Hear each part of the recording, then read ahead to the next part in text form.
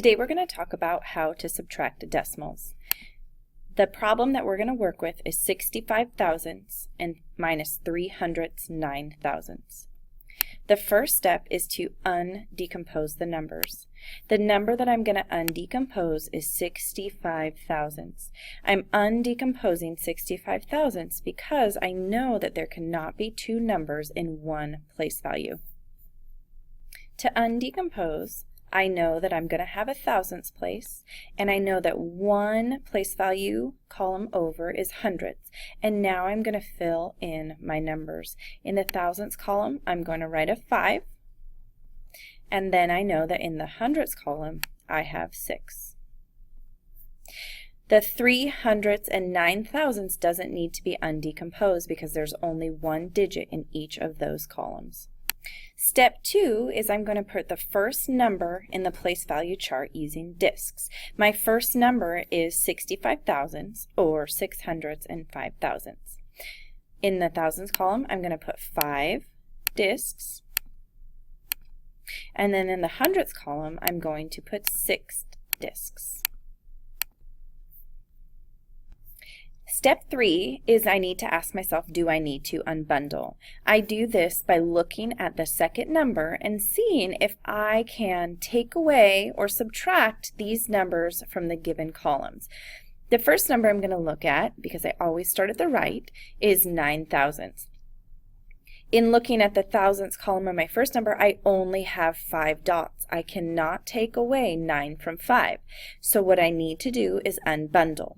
Unbundling is where we take off one disc from a column to the right, and that creates 10 discs in the next column over to the right.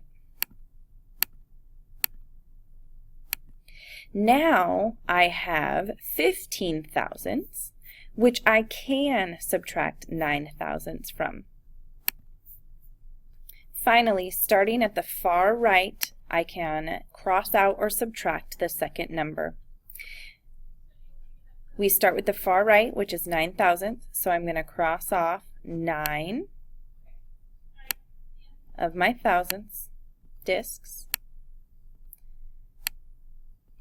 5, 6, 7, 8, 9, which leaves me with 5 discs in my thousandths column remaining. Next, I go to my next number, which is 3 hundredths, and I take those 3 hundredths away from the hundredths here. So I take off 1, 2, 3. Step 5 is to count the remaining discs and write the answer. Starting with the thousandths column, I have 1, 2, 3, 4, 5, 6 remaining discs. In my hundredths column, I have 1, 2 remaining discs. In my tenths column, there are 0. And then I have my decimal. So your answer in standard form would be 0.026, or in written form it would be 26 thousandths, which could also be written as 2 hundredths, 6 thousandths. Now to talk about how to subtract decimals in the standard algorithm. Working with the same problem, 65 thousandths minus 3 hundredths and 9 thousandths. Our step 1 is to write the numbers in standard form. This means that I would take 65 thousandths, knowing that my thousandths has 3 place values past my decimal, and then filling in those numbers,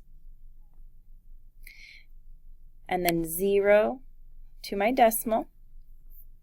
Then looking at my next number, 3 hundredths and 9 thousandths, I write my decimal first, and I know that my last column is thousands, which means that I'm going to have 3 place values to the right of my decimal, and then I start filling in the numbers. 9 goes in the thousands column, 3 goes in the hundredths column, and then 0 in the tenths column. Step 2 is to line them up. What that means is you start with the first number on top, which would be 0, 6, 5, and then your bottom number is going to be the second number, the 300ths and 9,000ths, and what you want to make sure you do is you line up the decimals, you line up the values in the tenths column, you line up the values in the hundredths column, and you line up the values in the ninths column. If you do not line up the values correctly, you are not going to be able to get the right answer. Oops, we are subtracting. There we go. Finally, step 3, starting on the far right column, you subtract. You also need to ask yourself if you need to unbundle. Can I take 9 from 5? No, so I need to unbundle, which means I'm borrowing from the hundredths column. So the 6 becomes 5. This 1 equals 10 when I move it over to the thousands column. So my 5 has now become 15 because I'm adding 10. Now I can take 9 away from 15, which would be 6. Moving to the next column, I ask myself, can I take 3 from 5? The answer is yes, so I do not need to unbundle. 0 from 0 is 0. And don't forget to drop your decimal down. So the answer in standard algorithm is 65 thousandths minus 3 hundredths 9 thousandths equals 0.026 or 26 thousandths.